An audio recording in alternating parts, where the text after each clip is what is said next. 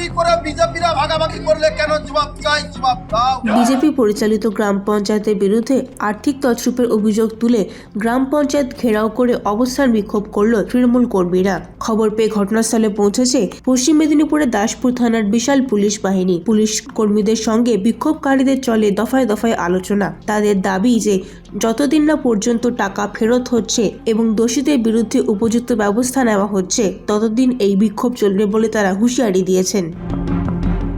আজকের অবস্থান বিক্ষোভ মিছিল আমাদের এই কারণেই যে রানীচক গ্রাম পঞ্চায়েত এখনও বিজেপি 6 মাস হয়নি ক্ষমতা পেয়েছে।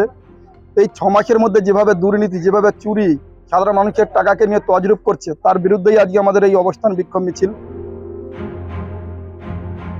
এই জন্যই আজকে অবস্থান বিক্ষোভ। আমরা সম্প্রতি জানতে পেরেছি যে রানীচক গ্রাম পঞ্চায়েত বর্তমানে বিজেপি পরিচালিত, প্রধান আছেন গণেশ পণ্ডিত মহাশয়। পঞ্চায়েতের বিভিন্ন অ্যাকাউন্ট থেকে লক্ষ লক্ষ টাকা, প্রায় আমাদের হিসেব অনুযায়ী 21 লক্ষ টাকা প্রাক্তন সিপিএম এর প্রধান রীতা সামন্তর ব্যক্তিগত অ্যাকাউন্টে ট্রান্সফার হয়েছে।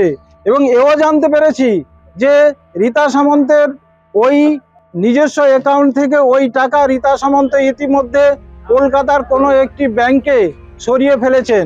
যতদিন পর্যন্ত না এই সকল কাজের বিহিত হয়, যতদিন পর্যন্ত না আমরা ওই অ্যাকাউন্টের টাকা ফেরত পাওয়ার আশ্বাস ঊর্ধ্বতন কর্তৃপক্ষের কাছ থেকে না পাই, ততদিন পর্যন্ত আমাদের এই অবস্থান বিক্ষোভ এখানে চলবে।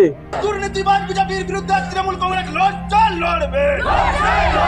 পশ্চিম মেদিনীপুর থেকে নিজস্ব প্রতিনিধির রিপোর্ট, এনএম নিউজ। আরও খবরের আপডেট পেতে সাবস্ক্রাইব করুন আমাদের ইউটিউব চ্যানেলটি আর বেল আইকনে ক্লিক করুন নোটিফিকেশনস পেতে।